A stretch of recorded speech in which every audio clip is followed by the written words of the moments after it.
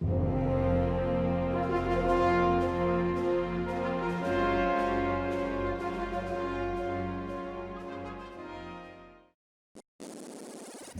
everyone and welcome back to Let's Play Final Fantasy. In the last part, we blew up a canal so we can go through it with our ship, which is conveniently right over here to the west of Cornelia. You ready for this, Kenny? I am so ready you have no idea. What just happened? Something just fell. Oh god. Never mind. Something just fell onto the floor. Okay. Anyway, now we're finally outside that little ring of land that we've been in since the start of the game. And we immediately get thrown to our first new battle against Odd Eyes, known as Gogglers and Big Eyes in later translations. Their max hit points are 10. They resist fire, quake, and are weak to bolt, and their gaze attack can cause paralysis. So, they oddly look like, you know those enemies in Final Fantasy IV that are on the moon that look like weird... Oh, the parasite things. Parasites, the eukaryotes, prokaryotes. Those things. Actually, you're kind of right, though. Those things don't have eyes. Or wait, no. Or the other virus, the moon virus, those little tentacle things. I don't know. God, I hated those things. Then again, I hate a lot of the enemies on the moon in 4. But yeah, welcome to the fully open part of the game, ladies and gentlemen. From here on out, the game gets fairly non-linear. But our first town's quite obvious. Welcome to Melmond. Now, you might be noticing the desertification here. There's a reason for that. You might recall at the very beginning of the game with that blue screen of text that described what might as well be this game's very bare-bones plot. There are 4 orbs: fire, wind, earth, and water. And they're supposed to keep the world in balance. Problem is, their power's been lost. And because of such, Melmond is going through a lot of problems. Oh, so many. I mean, the other games obviously nod to this. Final Fantasy V took this kind of thing with the whole crystals and the powers, and then 9 took the fiends, all that stuff. Pretty much every Final Fantasy have crystals to some extent. Anyway, in terms of a shopping list here for Melmond, you're going to want... Let me get those notes opened.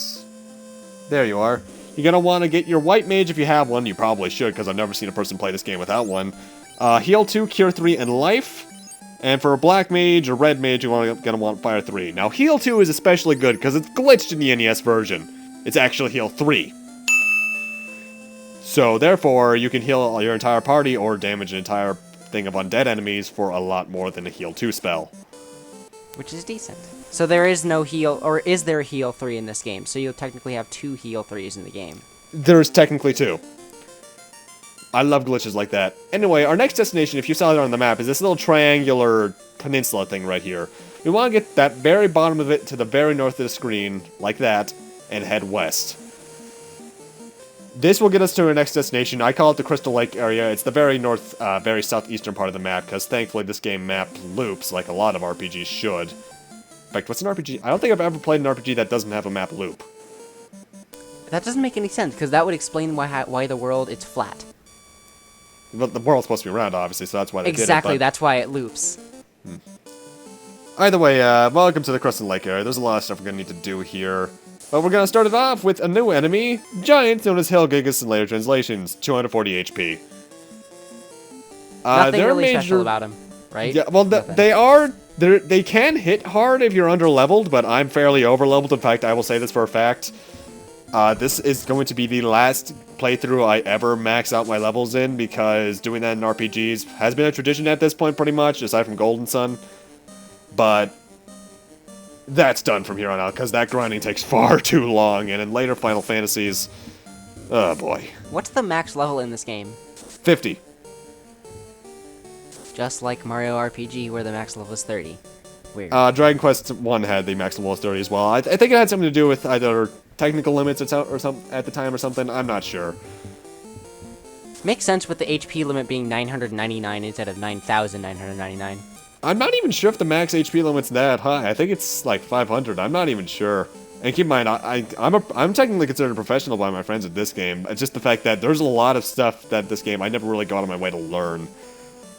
Because honestly, Kenny can agree with me on this, even though he's never actually played the game. This game's pretty bad. No, it's not good. But the thing is, there's a lot of glitch spells. There's a lot of glitches in general, actually. This game's speedrun's actually pretty fast, if I recall. But I'm playing it anyway. I wanted to start from here. Though, admittedly, you may want to go for the Game Boy Advance, all the other ports that remade it. Yes, I'd overly recommend the ports to the PSP or iOS, which I think was the 20th anniversary edition. That is actually a really good version. Plus, it has all the extra stuff in the Game Boy Advance version. So it has the extra dungeons that have the bosses from Final Fantasies 2, 3, and 4. Or was it 3, 4, 5, 6? I think it was 3, 4, 5, 6. 6. There was no 2, I don't think, for iOS. Or was there? Yes. I don't think there was, because the Game Boy Advance port was 1 and 2. 1 and 2. 3 was DS, 4 was also DS. Yeah. And then 5 was Advance, 6 was Advance. Mind you, as crappy as this game is, I'd still recommend it over Final Fantasy 2, because I hate Final Fantasy 2. For what reason? I just hate well, first off, the level up system's stupid. I'll get to it when I actually get to that game eventually. I'll probably bring you with me for that. Well, the Bloodsword's awesome, I'll admit that, but I just have a lot of problems with it from a gameplay perspective. Anyway, welcome to the Circle of Stages. These guys are pretty much your plot dump. Take in the information they give you, and you're pretty much good with the game's story. They will be important later because they'll give us a certain item, but for now, I'm just showing them off. Also, in terms of what I bought here, I bought Zell the Silver Shield, Helm, and Gloves. Silver, I forget, I'm not sure if it's like that in this game, but Silver is generally actually a censorship for Mithril for some reason. I know it's like that in Final Fantasy Adventure, which I am currently recording, so you'll get a heads up for that in about 6 months. Yes, recording ahead. 6 months, so that means this is going to go up in 2016.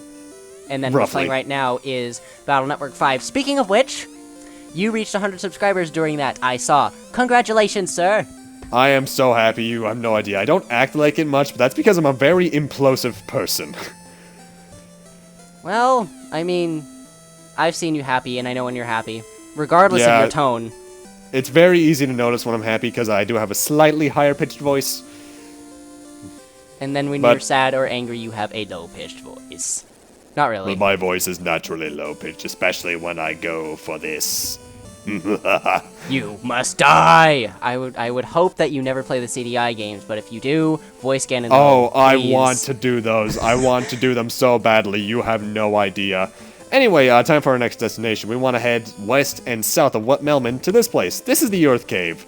Supposedly the Orb of Earth's in here, but the reason we're going in here for the moment is because apparently a vampire is causing some shenanigans. And I'm very glad I didn't mention the spoiler this time, because, fun fact, ladies and gentlemen, this isn't the first time we've recorded this. This is actually the third. Third time, actually, Camtasia's been giving Kenny some really stupid problems, so he's trying out Audacity at the moment, and I'm using my general method. So hopefully this time it'll work out. Next enemy on our list is the Earth Elemental, also known as Noma in later translations. Oh god. I just 288 HP. I just realized that the Elemental Noma thing is totally in Final Fantasy 12, and they have killed me so many times. 288 HP, weak to fire, resist ice, and pretty much all statuses, and earth, obviously. Yeah, if you couldn't tell, I actually gave Kenny the stats for the enemies from here on out. Well, not from here on out. I'm going to give him them from every part, but not all at once, because that would take a lot of going That would back. be a little bit overwhelming, for the simple fact that, well, I wouldn't know which enemies go with which part, and then... Yeah. Anyway, speaking of enemies, next new enemy is a mummy, 80 HP, weak to fire and holy, as all undead enemies pretty much are, resist all statuses and ice, and their attacks can inflict sleep. So watch out for that. That doesn't make any sense. How can a mummy's attacks cause sleep? I suppose it's some sort of Egyptian curse. I don't know, I should ask my friend Khalid about that. He's actually in Egypt right now. Oh, that's nice. Yeah, he's visiting his family. Anyway, in terms of what's been happening in life recently, how about that Final Fantasy VII remake? I'm freaking out. I'm so happy. But I swear to God, I want Square to take their time on this one. The most important thing is that they don't get it done fast, but they get it done right. A lot of people, well, first off, really quick, next to enemy, Minotaurs or Bulls, 164 HP, they pretty much get 2 turns, that's about that. The thing is, people have been theorizing that they've actually had this thing in development for a while, which I can see, because this, 7, if I recall, is still their best-selling game of all time, right? Yes. At least it's in, like, the top 5. So, a lot of people were theorizing they were saving it from when they were in economic trouble, which I can believe that they're in. Mind you, aside from Kingdom Hearts 3 and Final Fantasy 15, which, by the way, the 15 demo was sweet. But my biggest thing with the 7 remake... By the way, Earth Cave, I'm just going to tell you right now, we're not going to finish the thing this part, I'll just give you this general thing. It's pretty much a maze, there's a lot of set encounter points. Watch your step, because the encounter rate can kick your ass, and there are some dangerous creatures, especially later on. Anyway, back to the Final Fantasy 7 remake thing. My biggest thing with it is this. Leave some of the typos intact as in jokes, maybe as like Aerith misspeaking, this guy is sick, and reorchestrate the music to a point, not entirely, because if you remix it to the point of, say, the Final Fantasy X-2 HD remaster, I might not like it. Don't do that. Although, I kind of wish they would put in some ideas of remastered themes from YouTube, because there's actually some really good orchestrated themes of Final Fantasy VII on YouTube. It's funny you should mention that, because Capcom does that. For the not Final Fantasy, for some of their recent games, like Street Fighter 2 HD Remaster, they used OC remixers for that. They hired people from OC Remix to do that, which I find really cool. That's Capcom, awesome. While their Mega Man stuff hasn't been the best recently, in fact, I'm looking at the Street Fighter 5 beta right now, they know their fans, at least. Sega doesn't. Sorry. Had to. Yeah, they really don't. So true. In fact, I heard that they actually admitted that they were stinking recently. Yes, the CEO, I think it was, apologized for betraying their fans, and I'm glad they realized that they've hit rock bottom again. Because honestly, the way I look at a lot of things is admitting that you've hit rock bottom. Right. That's what happened with Sonic 06, and Sonic games have risen in quality since then. Heck, even Boom I find better than 06. Especially the 3DS version, because the 3DS version of Boom wasn't that bad, people. And I'm looking forward to Fire and Ice, because if they fix a lot of the problems I had with the 3DS original, it has the potential to be a really good game. I'm surprised that Sonic was actually in Smash. I don't know why I'm surprised by that. Because they get the royalties. And Smash gets them a lot of money because of that. Well, I think maybe Smash is what's saving them then. Yeah, and Konami could use that around now. Too bad Snake wasn't in 4. It's too bad, yeah. A lot of people wanted him in there. Well, the thing is, Konami's just making a lot of stupid decisions recently as well. Don't even get me started on getting Kojima fired in Silent Hills. Ugh. Anyway, with that really salt-filled rage moments, I'm gonna need to end this off here. Well, we are. Sorry, I'm used to saying I'm. Whatever. Thank you guys for watching, and in part 6, we'll be continuing on in the Earth Caves, just solving that vampire infestation in the process. And hopefully, Audacity works. See you guys then, hopefully.